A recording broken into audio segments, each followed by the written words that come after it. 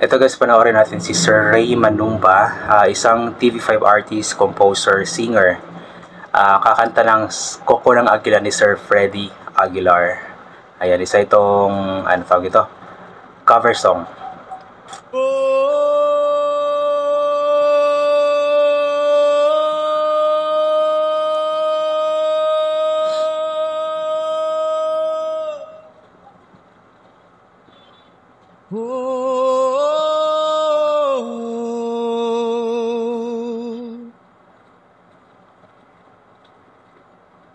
Mahirap man ang buhay, aking matitiis.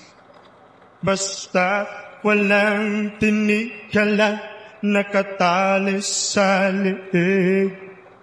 Hirap ay makakaya, kung ako ay malaya. Sa kuko ng agila, sa akin ay pumusa. Talagang katunog si Sir Freddy, no? Sa sariling lupa ay alipin ako ng banyaga. Sa kuko ng agila, kailangan kong makalaya. Kailan ang tamang oras upang labanan ko ang mga pang-aapi na sagad na sa aking buto? Ngunit walang kalayaan habang naroroon ang kuko ng agila sa leeg ko nakabaon. Ako'y palayain sa kuko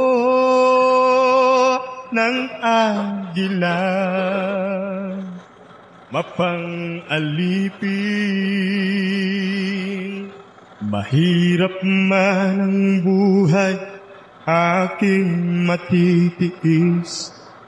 Basta walang tinikala, nakatali sa leeg.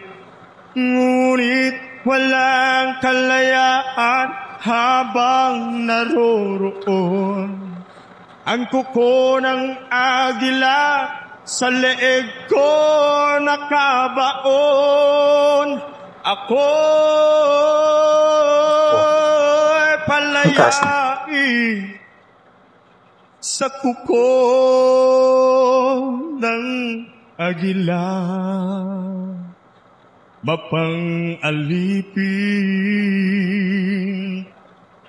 Ang galing niya, no? Sinasabi ko, meron siyang portion na may parang katunog niya si Sir Freddy Aguilar. Ayan, so napakaganda ng boses din ni Kuya. Siya po si Sir Ray Manumba. Ayan.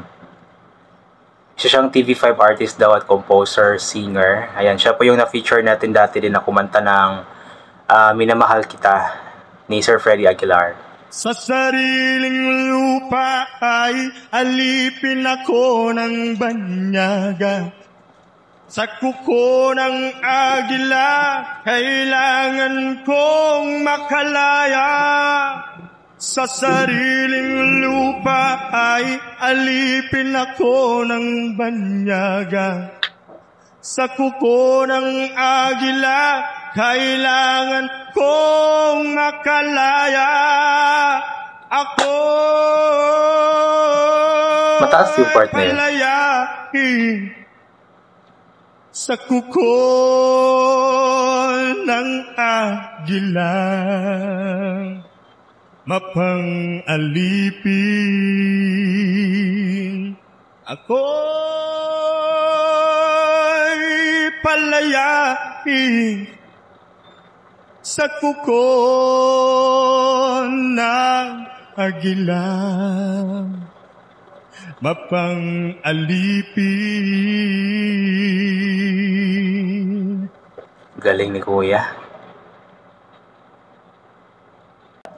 Tapos na. Yan, ang galing po ni Kuya. Siya nga po si Sir Ray Manumba. Ayan, so ang kanyang Facebook page ay Ray Vlog 2.0.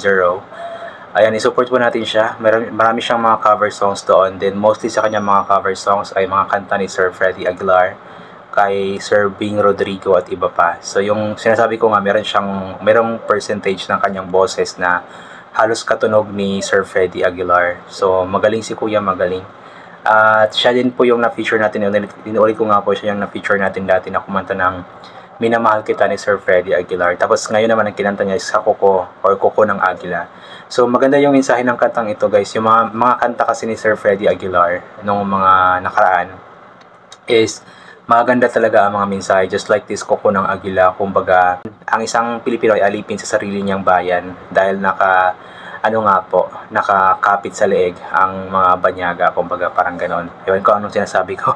Anyway, i-support po natin guys yung mga ganitong talents guys, yung mga talented nating mga singers, mga local artists natin i-support natin. And siguro, I believe taga Mindanao itong si Sir Ray Manumba kasi may nakita akong video niya na magkasama sila ni Sir Giovanni Satera. Si Sir Giovanni Satera yung na-feature din natin dati. At siya po yung dating contender sa The Voice. Tawag na Tanghalan sa It's Showtime na taga Mindanao. So, I'm sure na si Sir Ray Manumba is taga Mindanao din. So, talagang maraming mga Pilipino or especially mga taga Mindanao, mga Bisaya, ang magagaling kumanta. Mga maayos, magaganda ang boses. So, i-support po natin ang mga talents na ganito. Kung sinusuportahan po natin yung mga ibang mga talents, just like mga K-pop artists, mga Americans, Australians, or kung ano-ano pang mga lahi dyan, dapat i-support din po natin ang sariling atin, ang mga Filipino talents na talagang namamayagpag sa buong mundo. Ayan. So yun guys, I think hanggang dito na lamang po itong gagawin ko na reaction video. So thank you so much po sa lahat ng mga palaging bumabalik sa aking YouTube channel. Inulit ko nga po palagi na ugaliin po natin magdasal po. Salamat sa lahat ng mga bagay na ating natatanggap kahit na hindi po natin ito hinihingi. Kasi nga po lahat ng mga bagay na meron tayo ay kaloob sa atin ng ating Panginoon at wala ang mga bagay na ito kung hindi dahil sa Kanya. At yun, ugaliin po natin magdala ng payong, kapote, sombrero, or anything na pwede maging protection sa katawan kapag lalabas po tayo.